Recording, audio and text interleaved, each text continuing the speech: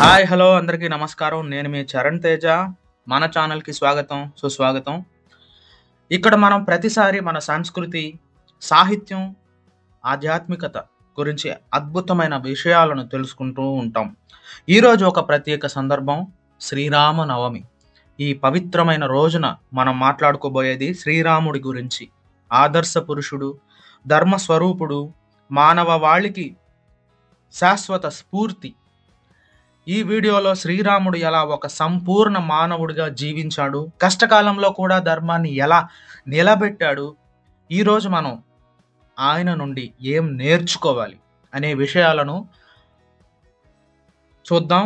కాబట్టి ఈ అద్భుత యాత్రలో నాతో చేరండి. లైక్ చేయండి, సబ్స్క్రైబ్ చేయండి, మర్చిపోకండి బెల్ ఐకాన్ని ప్రెస్ చేయండి. శ్రీరాముడు ఒక పేరు కాదు, ఒక ఆదర్శం.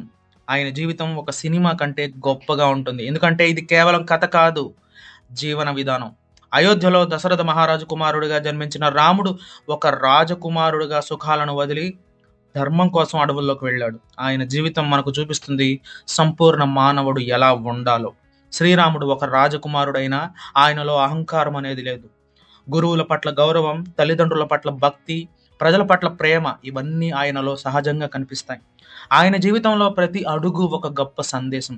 కైకేయి ద్వారా తన తండ్రి దశరథుడు ఇచ్చిన వరాల కారణంగా రాజ్యాన్ని వదిలి 14 సంవత్సరాల వనవాసానికి వెళ్ళమని ఆదేశం వచ్చినప్పుడు రాముడు ఒక్క క్షణం కూడా ఆలోచించలేదు. తండ్రి మాట ధర్మం అని నమ్మి సింహాసనాన్ని త్యజించి అడవుల్లోకి వెళ్ళాడు. ఇది ఆయన ధర్మ పరిపాలనకు మొదటి ఉదాహరణ. అడవుల్లో కూడా రాముడు సాధారణ మానవుడిలా జీవించాడు. సీతమ్మతో, లక్ష్మణుడితో కలిసి పర్ణశాలలో ఉంటూ ప్రకృతితో మమేకమై జీవనం గడిపాడు. ఆయనలో ఎటువంటి ఫిర్యాదు లేదు, ఎటువంటి అసంతృప్తి లేదు. ఇది మనకు నేర్పే పాఠం ఏమిటంటే, జీవితంలో కష్టాలు వచ్చినా వాటిని ధైర్యంగా ఎదుర్కోవాలి. రాముడు ఒక సంపూర్ణ భర్తగా, సోదరుడిగా, స్నేహితుడిగా ఎలా ఉండాలో చూపించాడు. సీతమ్మను రావణుడు అపహరించినప్పుడు రాముడి జీవితంలో అతి పెద్ద పరీక్ష వచ్చింది.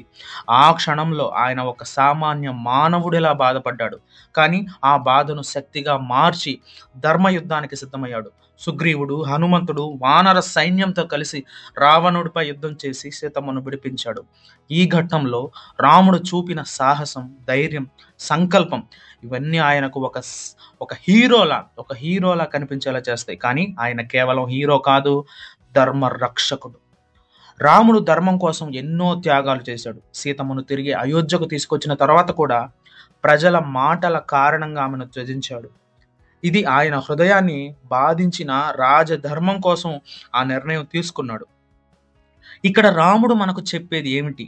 వ్యక్తిగత భావోద్వేగాల కంటే ధర్మం ఎప్పుడు పైనే ఉండాలి. ఆయన జీవితం ఒక బహిరంగ పుస్తకం. ప్రతి పేజీలో ఒక గొప్ప సందేశం దాగి ఉంటుంది. ఈరోజు మనం ముఖ్యంగా పురుషులు రాముడు నుండి ఏం నేర్చుకోవాలి?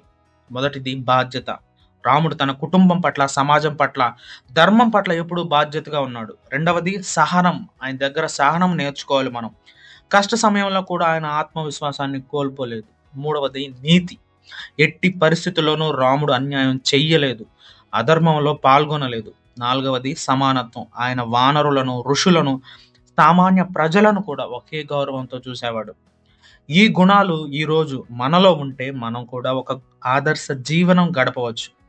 రాముడి జీవితం ఒక సాగరం లాంటిది. ఎంత లోతుగా తవ్వితే అంత జ్ఞానం లభిస్తుంది.